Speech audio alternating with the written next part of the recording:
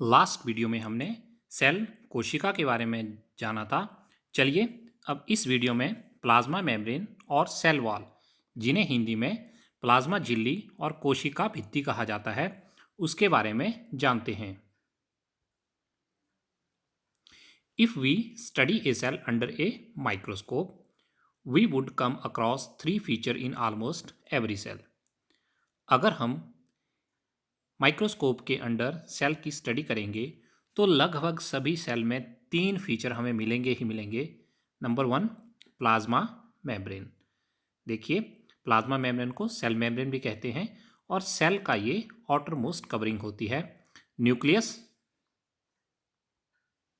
Cell का centre वाला हिस्सा, एंड साइटोप्लाज्म, जो सेल के बीच में फ्लूइड मटेरियल होता है, उसे साइटोप्लाज्म कहा जाता है। तो अभी हमने जाना कि यदि हम कोशिका का अध्ययन सूक्ष्मदर्शी से करें तो हमें लगभग प्रत्येक कोशिका में तीन गुण दिखाई देंगे। प्लाज्मा झिल्ली, जिसे कोशिका झिल्ली भी कहा जाता है, केंद्रक, जिसे इंग्लिश में न्यूक्लियस कहते हैं, और कोशिका द्रव्य, जिसे इंग्लिश में साइटोप्लाज्म कहा जाता है। तो चलिए अब सबसे पहले प्लाज्मा मेम्ब्रेन, जिसे सेल मेम्ब्रेन भी कहा जाता है या फिर हिंदी में जिसे प्लाज्मा झिल्ली या कोशिका झिल्ली कहा जाता है, उसके बारे में डिटेल से जानें। The plasma membrane is flexible. देखिए, प्लाज्मा मेम्ब्रेन जो होती है वो फ्लेक्सिबल, लचीली होती है, and is made up of organic molecules called lipid and protein. और यह लिपिड और प्रोटीन की मिलके बनी होती है। बीच में ही कार्बोहाइड्रेट भी होता है इसमें। It is the outer most covering of the cell. और यह कोशिका की सेल की सबसे बाहर आउटर मोस्ट कवरिंग है, that separate the content of cell from its external environment. और वह सेल को सेपरेट करती है उसके एक्सटर्नल एनवायरनमेंट से। तो हमने जाना कि प्लाज्मा झिल्ली लचीली होती है और यह कार्बनिक अणुओं जैसे कि लिपिड और प्रोटीन से बनी होती है। प्लाज्मा झिल्ली की रचना केवल हम इलेक्ट्रॉन माइक्रोस्कोप से ही देख सकते हैं। यह कोशिका की सबसे बाहरी परत है जो कोशिका के घटकों को बाहरी पर्यावरण से अलग करती है। तो देखिए, अभी हमने पढ़ा कि जो प्लाज्मा मेम्ब्रेन, प्लाज्मा झिल्ली है, जिसे सेल मेम्ब्रेन भी कहा जाता है, वह प्रोटीन और लिपिड से मिलके बनी हुई है और इसमें कार्बोहाइड्रेट भी होते हैं। यह लचीली भी होती है। द प्लाज्मा मेम्ब्रेन अलाउज और permit the entry and exit of some materials in and out. देखिए, जो प्लाज्मा मेम्ब्रेन है वो कुछ मटेरियल्स को अलाउ करती है सेल के अंदर आने के लिए और सेल से बाहर जाने के लिए। It also prevent movement of some other material. और कुछ पदार्थ ऐसे होते हैं, मटेरियल होते हैं, जिनकी मूवमेंट को ये रोक देती है। The cell membrane therefore is called selective permeable membrane. और सेल मेम्ब्रेन के इसी फीचर के कारण कि वो सेलेक्टिव मूवमेंट करती है, कुछ को अलाउ करती है, कुछ को अलाउ नहीं करती है, इसीलिए इसे सेलेक्टिव परमेएबल मेम्ब्रेन कहा जाता है। यदि आप इस पिक्चर को ध्यान से देखेंगे तो देखिए, वाटर H2O, इसे ये अंदर और बाहर दोनों तरफ अलाउ कर रही है, या फिर CO2, इसे भी अलाउ कर रही है। लेकिन कुछ मॉलिक्यूल देखेंगे आप तो प्लाज्मा मेम्ब्रेन उन्हें बाहर जाने के लिए अलाउ नहीं कर रही है और कुछ मटेरियल को वो अंदर जाने के लिए भी अलाउ नहीं कर रही है। तो हम जान चुके हैं कि प्लाज्मा झिल्ली कुछ पदार्थों को अंदर अथवा बाहर जाने देती हैं। यह अन्य पदार्थों की गति को भी रोकती हैं। इसीलिए इसे वर्णात्मक पारगम्य झिल्ली कहा जाता है, क्योंकि यह सिलेक्ट कर रही है कि किसे बाहर जाना है, किसे अंदर जाना है और किसे बिल्कुल रोक के रखना है। तो इसीलिए इसे वर्णात्मक पारगम्य झिल्ली कहा जाता है। इस पिक्चर को भी अगर आप ध्यान से देखेंगे तो कुछ मटेरियल तो ऐसे हैं जो प्लाज्मा मेम्ब्रेन के अंदर आ रहे हैं, लेकिन कुछ मटेरियल ऐसे हैं जो उन्हें आने के लिए अलाउ नहीं कर रही है। Some substance like carbon dioxide और ऑक्सीजन, बात कर रहे हैं CO2 की और O2 की, can move across the cell membrane by the process called diffusion. अभी हमने पढ़ा था कि सेल मेम्ब्रेन जो है वो कुछ मटेरियल को अलाउ करती है, कुछ को नहीं करती है। तो कार्बन डाइऑक्साइड और ऑक्सीजन दो ऐसे सब्सटेंस हैं जिन्हें वो अलाउ करती है मूवमेंट के लिए, और उनके मूवमेंट का प्रोसेस रहेगा diffusion. Diffusion. What is diffusion? Diffusion is a spontaneous movement of substance from a region of higher concentration to a region where its concentration is low. तो देखिए, अगर आप डायग्राम ध्यान से देखेंगे तो यहाँ पर एक सेमी परमेबल मेम्ब्रेन है, और semi permeable membrane like cell membrane, plasma membrane. अब इस तरफ जो है वो हायर कंसंट्रेशन है सब्सटेंस की किसी की भी, और इस तरफ जो है वो सब्सटेंस की लोअर कंसंट्रेशन है। अब ये इन्हें यहाँ पर एंटर होने दे रही है, और दोनों तरफ जो है वो कंसंट्रेशन जो है इक्वल हो रही है। तो कार्बन डाइऑक्साइड और ऑक्सीजन प्लाज्मा मेम्ब्रेन को में मूवमेंट कर सकते हैं bye the process of diffusion, जिसे हिंदी में विसरण कहा जाता है। तो अब हम जान चुके हैं कि कार्बन डाइऑक्साइड अथवा ऑक्सीजन जैसे पदार्थ कोशिका झिल्ली के आर पार विसरण प्रक्रिया द्वारा आ जा सकते हैं। और विसरण क्या है? विसरण एक निरंतर गति है जिसमें पदार्थों की गति उच्च सांद्रता से निम्न सांद्रता की ओर होती है। उच्च सांद्रता हायर कंसंट्रेशन, निम्न सांद्रता लोअर कंसंट्रेशन।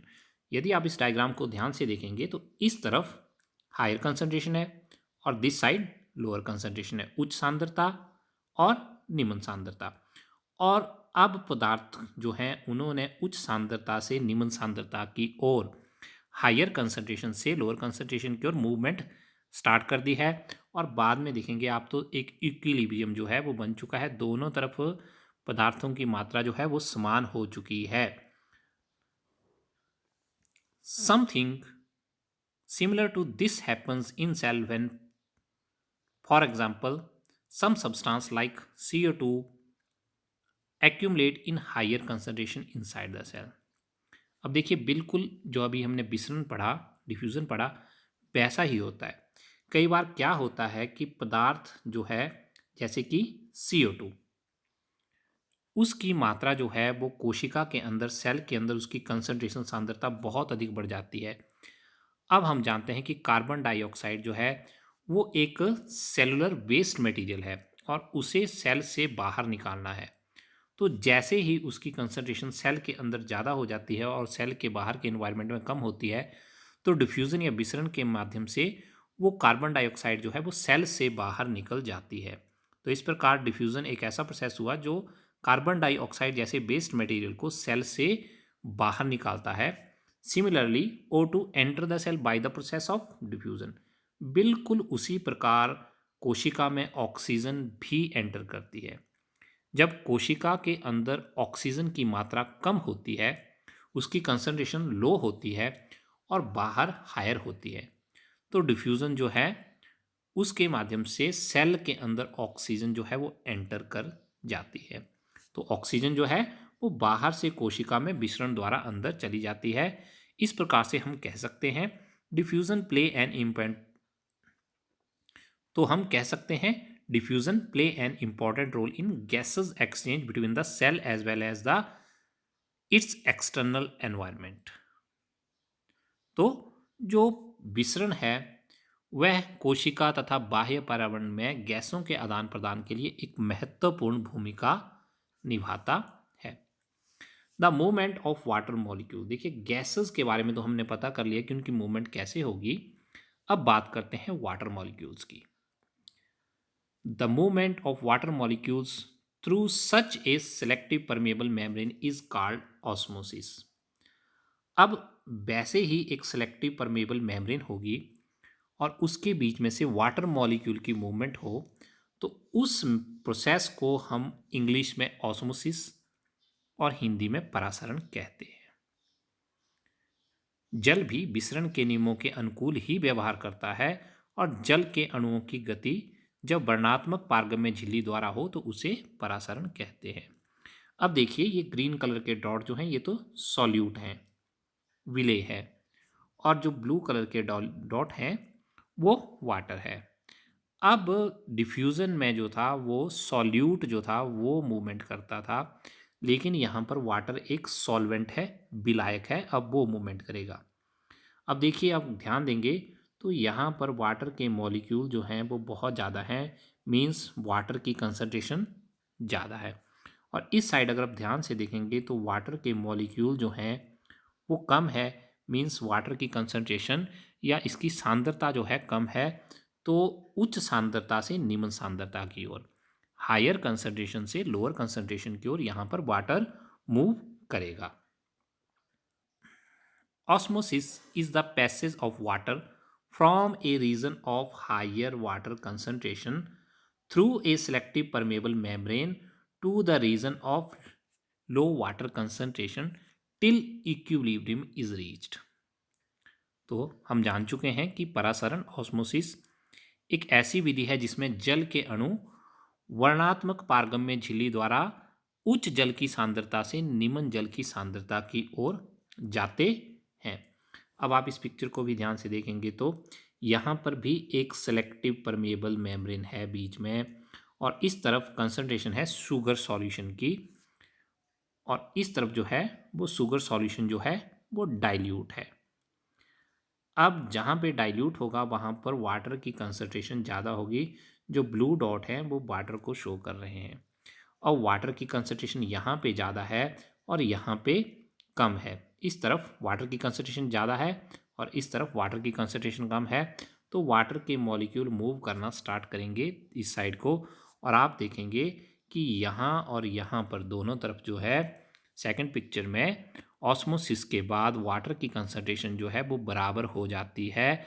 अब दोनों ही सॉल्यूशन में कोई भी सॉल्यूशन कंसंट्रेट या डाइल्यूट नहीं बचा है, वहाँ पर इक्विलिब्रियम जो है वो हो चुका है।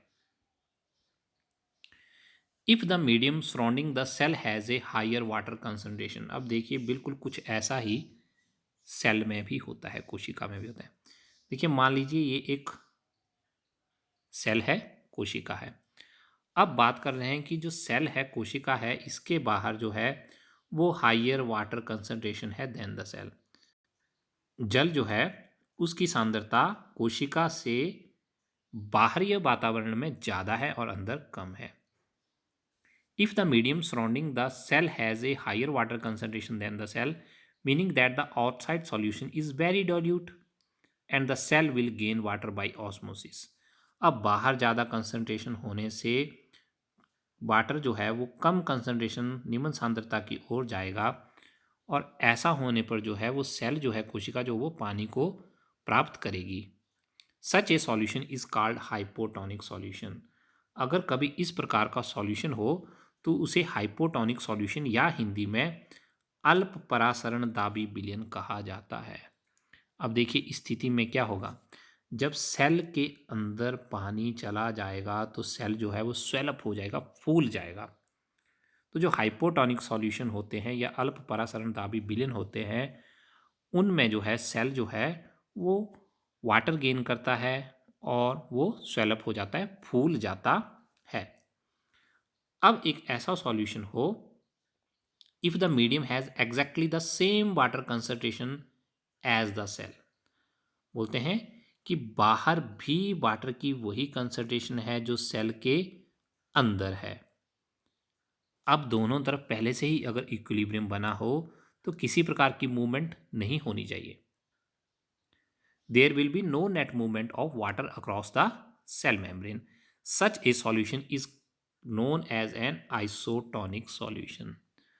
तो इस तरह के विलयन को समपरासरी विलयन कहा जाता है।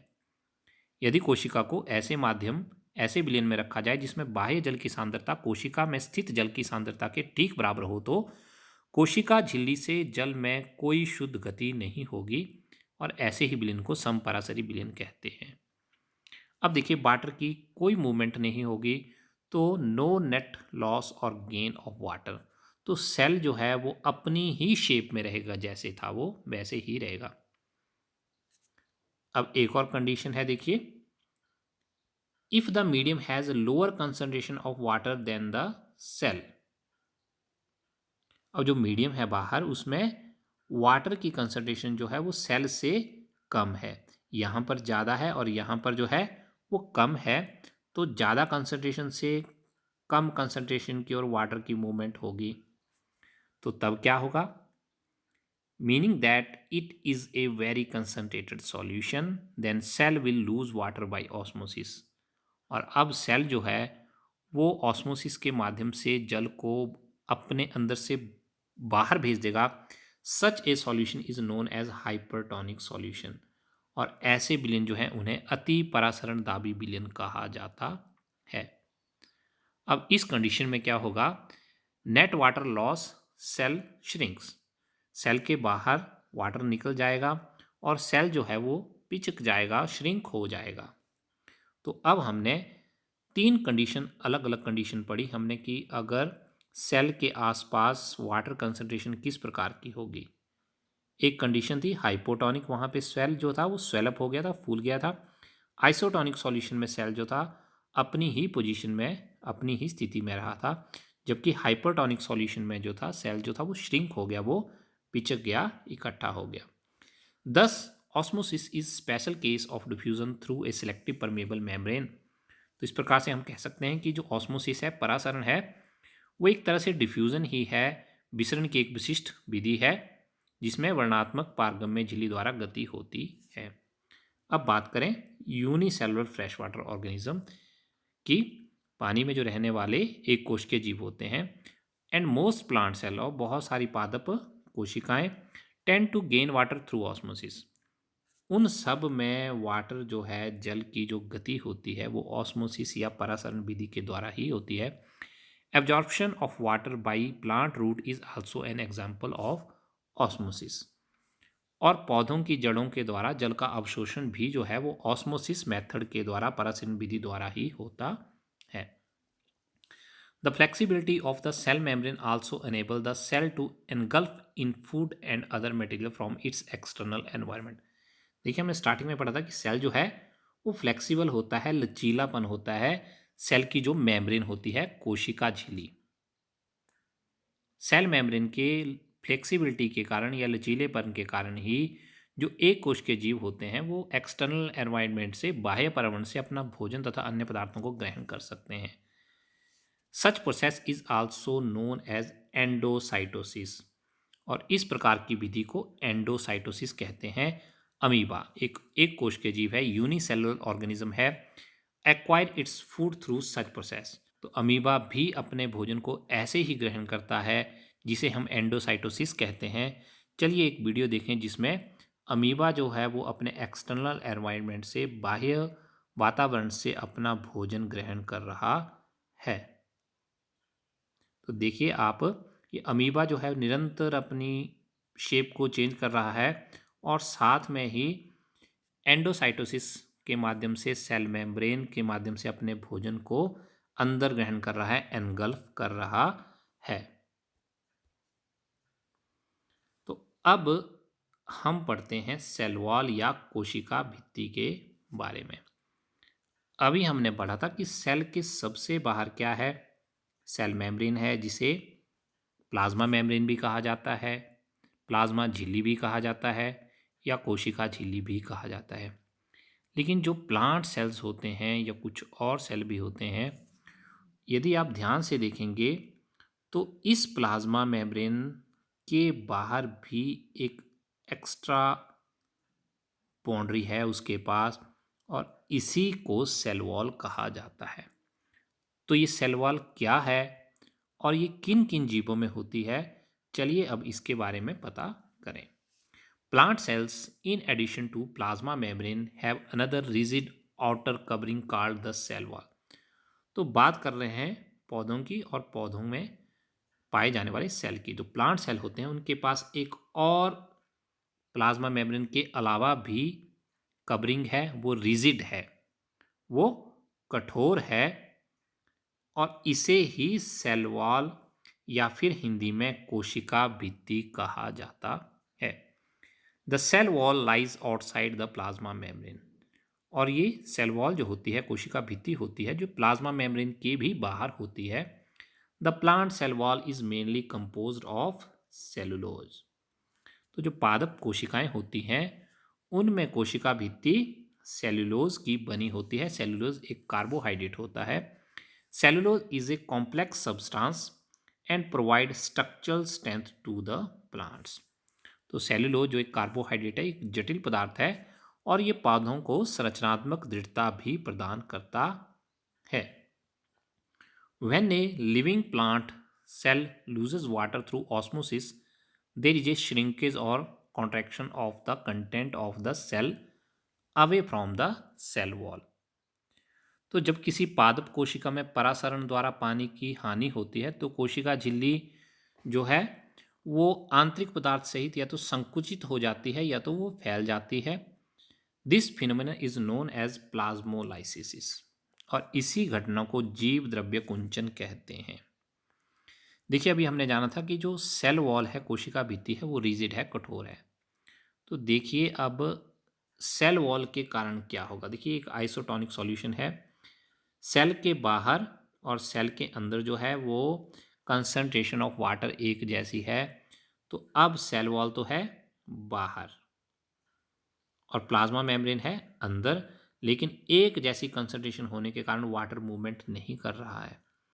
अब बात करते हैं हाइपरटोनिक सॉल्यूशन की। हाइपरटोनिक सॉल्यूशन में देखिए सेल के बाहर है सेल वॉल और प्लाज्मा मेम्ब्रेन है अंदर, और वाटर की कंसंट्रेशन जो है वो बाहर लोअर है, अंदर हायर है, और हायर होने के कारण मूवमेंट ऑफ वाटर जो होगी वो सेल के बाहर हो जाएगी और इससे सेल श्रिंक हो जाएगा। तो देखिए अगर आप ध्यान से देखेंगे तो सेल वॉल जो है वो अपनी ही शेप में रही, सिर्फ प्लाज्मा मेम्ब्रेन जो थी वो श्रिंक हुई, वो इकट्ठी हुई। तो इसका मतलब है कि सेल वॉल जो है वो पौधों को दृढ़ता प्रदान करने में हेल्प करती है। एक और पिक्चर है हमारे पास, अगर आप इसे भी ध्यान से देखेंगे तो इस पिक्चर में हाइपरटोनिक, आइसोटोनिक और हाइपोटोनिक सॉल्यूशन है। प्लाज्मा मेम्ब्रेन की एग्जैक्ट पोजीशन ऐसी है।